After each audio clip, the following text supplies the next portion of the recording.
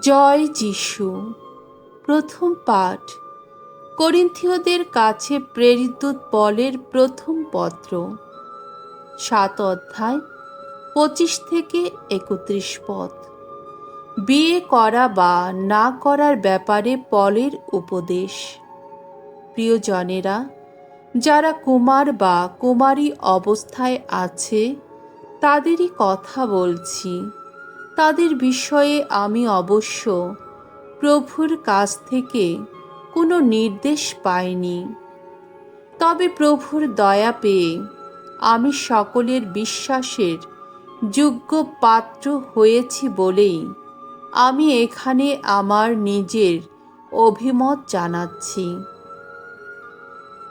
আমি মনে করি এমন সংকটের পরিপ্রেক্ষিতে সেই তো ভালো, মানুষের পক্ষে সেই অবস্থায় থাকাই তো ভালো। তাই বলছি, তুমি কি কোনো নারীর সঙ্গে বিবাহ বন্ধনে আবদ্ধ? তাহলে অবশ্য সেই বন্ধন থেকে মুক্তি পাবার চেষ্টা করো না। তুমি কি কারো সঙ্গে বিবাহ বন্ধনে আবদ্ধ নও? তাহলে ঘরে স্ত্রী আনার চেষ্টা করো না। কিন্তু বিয়ে যদি তবুও করো, তাতে যে তোমার কোনো পাপ হবে তা নয়। তেমনি কোনো কুমারী মেয়েও যদি বিয়ে করে, তারও কোনো পাপ হবে না। কিন্তু বিয়ে করে যারা, তারা সংসার জীবনে নানা জ্বালা যন্ত্রণা ভোগ করবেই। আর আমি তা থেকে তোমাদের বাঁচাতেই চাই। আসলে ভাই, আমি এই কথা বলতে চাই যে সময় তো আর বেশি নেই। কাজেই যারা বিবাহিত, তারা এখন থেকে এমনভাবে থাকুক যেন তারা বিবাহিত নয়। শোকার্ত যারা, তারা যেন শোকার্ত নয়। আনন্দিত যারা, তারা যেন আনন্দিত নয়। যারা কিছু কেনে, তারা এমনভাবে থাকুক যেন তাদের নিজেদের বলে কিছুই নেই। আর এই সংসারের সঙ্গে যাদের প্রয়োজনের সম্পর্ক আছে, তারা এমনভাবে থাকুক যেন তারা সংসারের সঙ্গে কোনো ভাবেই জড়িয়ে নেই। কারণ জগতের বর্তমান রূপটা যে লোপ পেতে চলেছে। প্রভুর বাণী। ঈশ্বরকে ধন্যবাদ। সাম সঙ্গীত, 45 অধ্যায় 10 থেকে 11 পদ, 13 থেকে 16 পদ। ধো, ওগো কন্যা, শুনো, কান পেতে শুনো তুমি।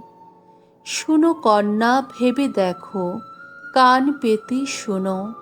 তোমার স্বজাতি, তোমার পিতৃগৃহ সবই আজ ভুলে যাও তুমি।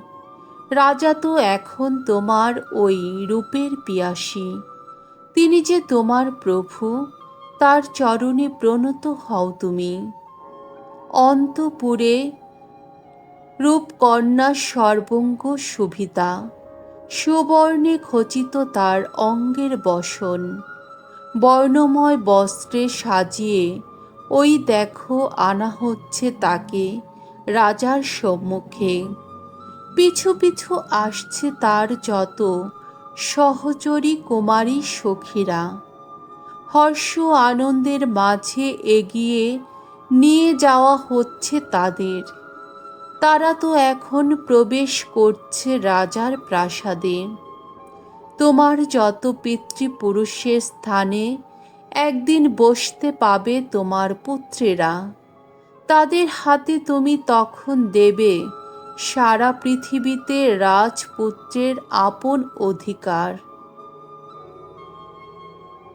বাণী বন্দনা। জয় জয়, প্রভুর জয়। আনন্দ করো, উল্লাস করো তোমরা, কারণ স্বর্গলোকে তোমাদের জন্যে সঞ্চিত হয়ে আছে এক মহা পুরস্কার। জয় জয়, প্রভুর জয়। মঙ্গল সমাচার। লূক রচিত মঙ্গল সমাচার, 6 অধ্যায় 17 পদ 20 থেকে 26 পদ। তোমরা দীন যারা, ধন্য তোমরা, কিন্তু হায় রে তোমরা ধনী মানুষ যারা। একদিন যিশু তার শিষ্যদের দিকে চেয়ে বললেন, তোমরা দীন দরিদ্র মানুষ যারা, ধন্য তোমরা, ঐশ্বরাজ্য তোমাদেরই। তোমরা যারা এখন ক্ষুধার্ত, ধন্য তোমরা, তোমরাই একদিন পরিতৃপ্ত হবে। তোমরা যারা এখন কাঁদছ, ধন্য তোমরা, তোমরাই একদিন হাসবে। ধন্য ধন্য তোমরা, লোকে যখন মানব পুত্রের জন্যে তোমাদের ঘৃণা করে, লোকে যখন তোমাদের এক ঘরে করে দেয়, তোমাদের অপমান করে, তোমাদের দুর্জন বলে তোমাদের নামটি পর্যন্ত মুখে আনতে নিষেধ করে দেয়। যেদিন এমনই ঘটে, সেদিন আনন্দ করো তোমরা, উল্লাসে নেচে ওঠো।